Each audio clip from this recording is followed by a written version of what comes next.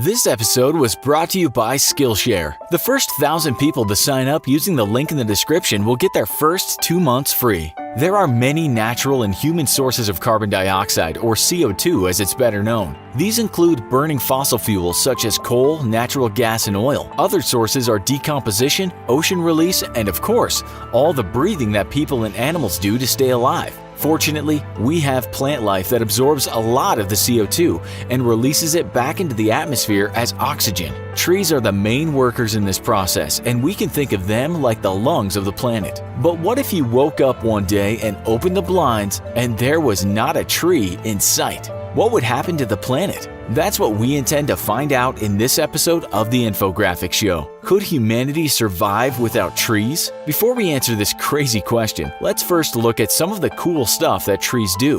5. A mature tree can absorb roughly 48 pounds of CO2 a year, which is about the same weight as 10 standard bags of sugar that you might buy at your local market. Another way to look at this is that an acre of trees absorbs enough carbon dioxide in a year to equal the amount produced when you drive a car 26,000 miles. 4. Then there's the ozone. Ozone is a natural layer of gas in the upper atmosphere, which protects humans and other living things from harmful ultraviolet light. Trees help to reduce ozone levels in urban areas. As an example, in New York City, a 10% increase in urban canopy translated to a reduction of peak ozone levels by around 4 parts per billion. 3. Trees also absorb sound and reduce noise pollution. So if you live near a freeway or a railroad track, a group of trees is very useful to quiet down the noise and allow you to sleep more easily. 2. Trees can help reduce air temperature by blocking sunlight. We've all experienced this when on a holiday and the sun is scorching. No better place to hide from the sun than in the shadow created by the canopy of a few palm trees. 1. When there's a big storm, trees help reduce runoff water, which in turn decreases soil erosion and the accumulation of sediments and potentially harmful chemicals transported to our streams. Okay, so there are a few major factors that make trees pretty darn important, and there are a whole lot more.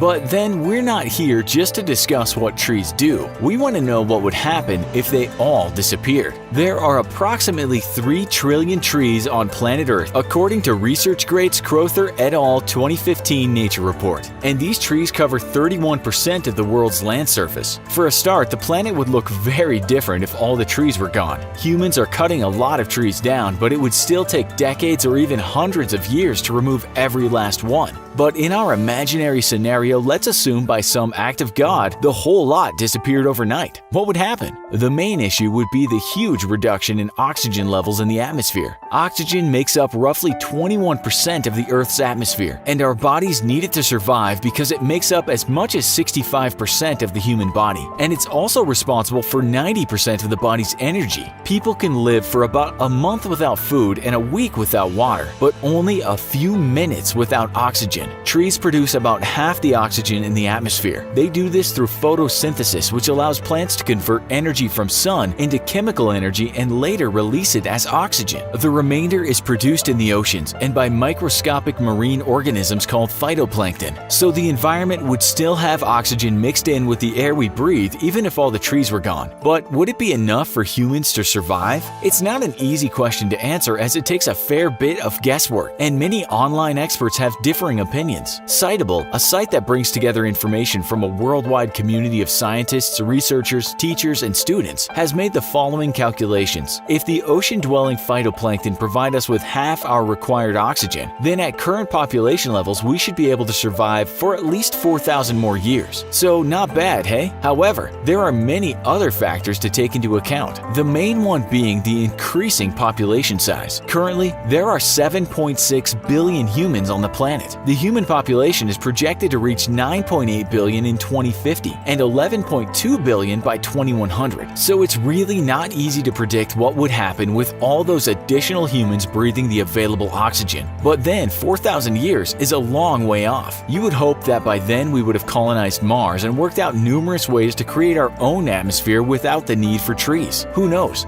We may even be living in a world more like Star Trek. But even if we were able to survive, surely there would be other issues, right? Well, Well, yes. Apart from the fact that the world's landscape would look pretty bare, the smog would also be unbearable, and many people would probably be diagnosed with lung diseases. Trees act like a giant filter to help reduce pollution. Their leaves intercept airborne particles and carbon monoxide, sulfur, and other greenhouse gases, which are absorbed by the leaf's stomata. According to research in 2016 referenced by the BBC, more than 5.5 million people worldwide are dying prematurely every year as a result of air pollution. Most of these deaths are occurring in the rapidly developing economies of China and India. So imagine what would happen if we went from the air-filtering 3 trillion trees we have today to zero. Air pollution masks would become a necessity, and there would be a lucrative market in selling clean bottled air. As crazy as that might sound, selling bottled air is already a business. Vitality, a company based in Edmonton, Alberta, collects air from the Canadian Rockies and compresses it into containers. A single 8-liter bottle of compressed Canadian air, which comes with a specially designed spray cap and mask, holds around 160 breaths and costs $24 per bottle. Thankfully, we're not going to wake up tomorrow and find all the trees have disappeared. But how many are we actually culling each year? It's not easy to get an exact number, as most of the deforestation values are measured in land area, not in the number of trees. But as a guide, intactforests.org concludes that intact forest landscapes from 2000 to 2013 were reduced globally by 70,000 square kilometers per year, which is about the size of Costa Rica. Over 13 years, that comes to a total of 919,000 square kilometers. In terms of the number of trees, density in primary forests varies from 50,000 to 100,000 trees per square kilometer. So that gives a number of around 3.5 billion to 7 billion trees cut down each year. It's not so many that will suffocate just yet, but we can see some forests are on their way out.